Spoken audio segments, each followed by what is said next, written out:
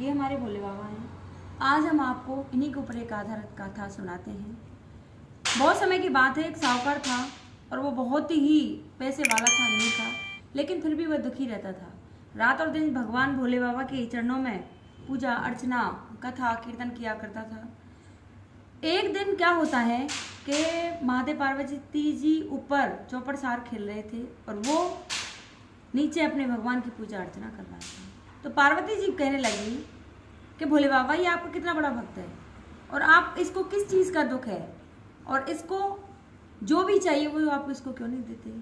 तो भोले बाबा कहने लगे, पार्वती ये संसार सागर है, किस किस को क्या दे, इसके भाग में जो संतान मांगता है इसके भाग में संतान नहीं है, जब संतान नहीं है तो मैं इसको कहाँ से संतान दूँ। तो पार्वती जी हट पर गई कि लेकिन प्रभु ऐसे तो आपकी कोई भक्ति नहीं करेगा और सारी जब आपकी भक्ति नहीं होगी तो दुनिया में आपका नाम कहाँ से चलेगा। प्रभु ना होते हुए भी इसको संतान दो। बार बार पीछे पड़ गई तो भोले बाबा कहने लगे कि मैं इसको संतान दे तो दूंगा, लेकिन उसकी उम्र सिर्फ 16 साल की रहेगी। 16 साल बाद वो काल प्राप्त हो जाएगा। अब तो वो ये सारी बातें वो साहूकार सुन रहा था। जब साहूकार ये सारी बातें सुन रहा था तो वो अपने घर आ गया। ना तो उसको खुशी हुई और ना ही गम हुआ। जैसे वो भगवान की सेवा पूजा किया करता था वैसे ही वो करता रहा। कुछ दिन बाद उसकी औरत गर्भवती होती है और 9वें महीने उसके यहाँ अति सुंदर पुत्र पैदा होता है। पुत्र धीरे धीरे बढ़ता है चला जाता है। दिन बीतते हैं, खुशी का माहौल होता है, लेकिन साहूकार को ना कोई खुशी है ना गम है, क्योंकि उसको तो सारी बातें पता थी।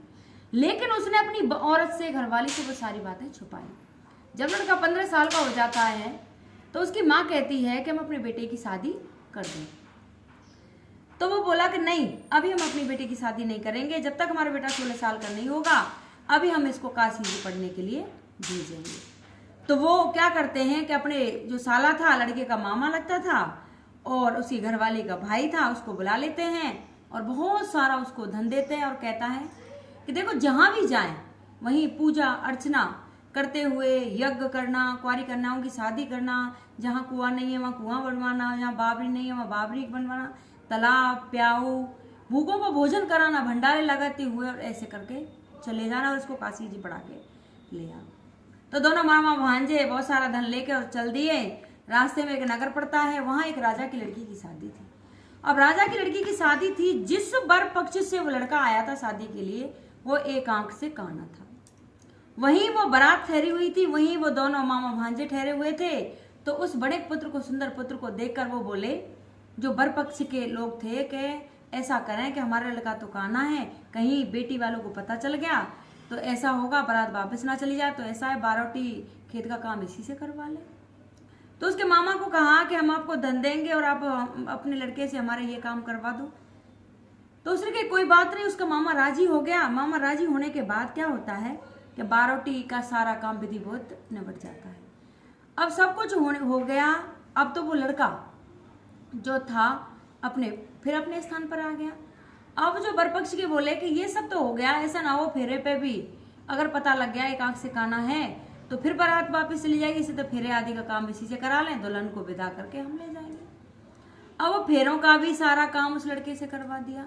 तो फेरे हो जाते हैं, सब कुछ होता है। तो राजा और राजा की लड़की देवताओं को धोखने के लिए जब जाते हैं वहाँ अपने अंदर महल में, तो वो लड़का जो था उसकी चुंदरी की, पुरानी की चुंदरी के पल्ले पर लिख जाता है कि देख तेरी शादी तो मेरे साथ हुई है, मैं तो काशी जी पढ़ने जा रहा हूँ, और जिस राजा के साथ होकर जाएगी वो एक आंख से काना है और मैं तो काशी जी पढ़ने चला।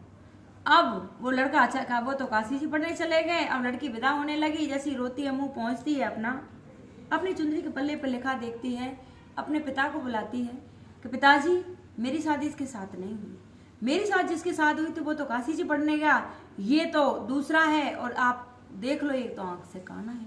उन्होंने देखा तो वो तो सच में एक आंख से काना था। बारात विदा हो गई, उधर वो काशी जी पहुंच गए। काशी जी पहुंचने पर वो 16वां साल पूरा हो गया और उसके मामा ने बहुत बड़ा विशाल यज्ञ रचा रखा था। सारे पंडित वहां बैठे हुए थे, हवन की आहुतियां चल रही थी। लड़का बोला कि मामा जी आज तो मेरे सिर में बहुत तेज दर्द है। तो उसका मामा बोला कि आप थोड़ी देर जाकर अंदर सो जाओ और जब आपकी जरूरत पड़ेगी मैं आपको यहाँ बुला लूंगा। अब लड़का अंदर जाकर सो गया। थोड़ी देर में ही वो तो काल प्राप्त हो गया। काल प्राप्त हो गया। अब तो क्या होता है कि मामा ने यज्ञ रचा रखा था, पूर्ण आहुति के टाइम हुआ तो अंदर जाके देखा तो लड़का तो चल दिया। मामा बोला कि अगर मैं अभी से रोना पीटना स्टार्ट कर दूंगा तो यज्ञ का काम अधूरा रह जाएगा। तो मामा ने जल्दी से वो सारा काम किया, यज्ञ का काम संपन्न करवा के आहुति दिलवा के पंडितों को विदा करके अंदर लड़के को देखा तो उसकी छाती फट गई, त्राय त्राय करने लग गया, रोने लग गया।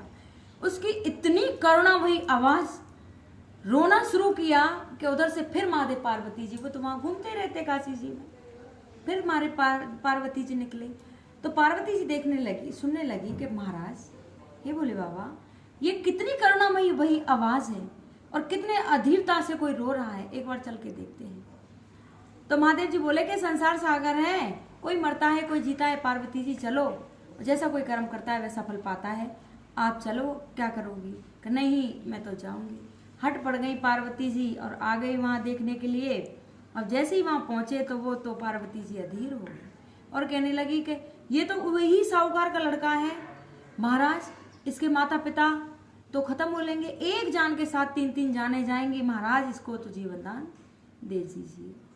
अब तो वो जब बार बार हट पड़ गई पार्वती जी, तो ये कहते हैं ना कि औरत के सामने तो भगवान भी हारा है। तो भोले बाबा भी आज पार्वती के सामने हार जाते हैं और उसको जीवन दान दे देते हैं और वहां से चले जाते हैं। तो जैसे ही वो लड़का खड़ा हुआ, अपने मामा उसका देखता है तो छाती से लगा लेता है, बड़ी अधीर से उससे बात करता है कि मेरे को तो सब कुछ मिल गया। और वहाँ से सारा कुछ फिर यज्ञ रचाते हैं, यज्ञ रचा के फिर दोबारा वहाँ से अपने घर की तरफ चल देते हैं। रास्ते में वही गांव मिलता है जहाँ जिसकी शादी हुई थी उस लड़के की, वो राजा वहीं बैठा रहता है और देख के उसने जब वो आए तो पहचान लिया उनको। अब पहचान लिया, पहचान करके बोले कि ये तो हमारे वही दामाद है। उनको घर ले गए, घर लेके खाना पीना राशि वस्त्र पहनाए और अपनी बेटी को हाथी घोड़ों के साथ विदा किया। विदा करने के बाद जब चलते रहे तो थोड़ी दूर नगर आ गया तो वो बोला कि ऐसा है बेटे, मैं घर जाके सूचना कर देता हूँ, बहन जीजा से कहता हूँ कि आपकी बहू और बेटा दोनों आ रहे हैं तो वो अपनी तैयारी कर लेंगी। तो आज क्या होता है कि जो साहूकार था अपनी पत्नी को सारी बातें बता देता है, सारी बातें बता देगा कि हमारे बेटे की उम्र तो इतनी थी, अगर हमारा बेटा जीवित आ गया, चल छत पर चलते हैं तो नीचे उतर आएंगे और नहीं तो यहाँ से गिर के अपने प्राण दोनों त्याग देंगे। अब इतने में ही और वो आ जाता है कि बहन और जीजाजी आ जाओ, नीचे उतर आओ। वो बोले क्यों? कि आपके बेटा और बहू आ रहे हैं। कि मेरा कहाँ बेटा कहाँ बहू? कि आपके बेटा बहू दोनों आ रहे हैं। कि शपथ लेके बता। कि मैं अपनी शपथ खा के कहता हूँ कि आपके बेटा बहू दोनों आ रहे हैं। वो नीचे उतर आए। अब तो बार बार अपने साले के पैर पड़े। पैर पड़ने के बाद बोले कि हमारे भाग कहाँ है, बहू तो तेरे भाग से ही आई है और हमारी तो किस्मत में इतने 16 साल तक ही था। तो हे भोले बाबा, जैसे उस साहूकार के बेटे को जीवन दान दिया, जैसे ही सभी माताओं के बेटों को जीवन दान देना और जो भी ये कथा सुने उनकी सभी मनोकामना पूर्ण करना। जिन बहनों ने ये मेरी कथा अच्छी लगे वो लाइक सब्सक्राइब जरूर करना, वीडियो को लाइक करना, कमेंट में लिखकर भेजना वीडियो कैसी लगी। ऐसी ही कथाएं रोज रोज आती रहेंगी। आप बहनों का प्यार ऐसे ही सदा बना रहे। बोल शंकर भगवान की जय।